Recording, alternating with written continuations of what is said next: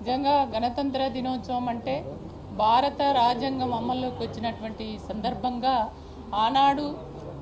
బడుగు బలహీన వర్గాలకి ఈ ఫలాలు అందాలి అని అంటే ఒక చట్టం రావాలి, రాజ్యాంగం అనేది ఒకటి ఉండాలా, రాజ్యాంగానికి లోబడి అన్ని వర్గాల ప్రజలకి న్యాయం జరగాలనేటువంటి ఒక లక్ష్యంతో బిఆర్ అంబేద్కర్ గారు ఈ రాజ్యాంగాన్ని రచించడం, ఆ రచించినటువంటి రాజ్యాంగం ప్రకారం ఈరోజు మనము ఈ ప్రభుత్వాలు పరిపాలన కొనసాగిస్తున్నటువంటి ఈ తరుణంలో ఇవాళ చిన్న రాష్ట్రాలు ఉండాలి, చిన్న రాష్ట్రాలు ఉంటే పరిపాలన పరమైనటువంటి పరిపాలన అనేది చాలా సులభం అవుతుంది అనేది ఒక లక్ష్యంతో ఆనాడు అంబేద్కర్ గారు ప్రతిపాదించడం, దాని ఫలితంగానే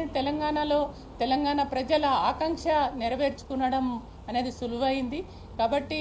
ఇంకా భారత రాజ్యాంగంలో అట్టడుగు వర్గాలకు న్యాయం జరగాలనేది ఎన్ని రకాల పొందుపరిచినా ఇంకా అది అమలు చేయడంలో కానీ బలహీన వర్గాలకి ఆ ఫలాలు అందుకోవడంలో కూడా ఇంకా ఎక్కడ కూడా పాలకులు అమలు చేయలేనటువంటి పరిస్థితి. కానీ భారత రాజ్యాంగాన్ని అమలు చేస్తూ అట్టడుగు ఇంకా ఈ భారత రాజ్యాంగంలో ఇన్వాల్వ్ కానటువంటి ప్రజలు ఎవరైతే ఉన్నారో వాళ్ళకు కూడా ఈ పరిపాలన ఫలాలు అందించే విధంగా చూడవలసినటువంటి బాధ్యత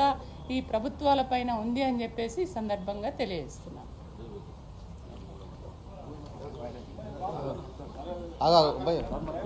ఇవాళ అందరికీ గణతంత్ర దినోత్సవ శుభాకాంక్షలు బీఆర్ఎస్ పార్టీ పక్షాన తెలియజేస్తాం.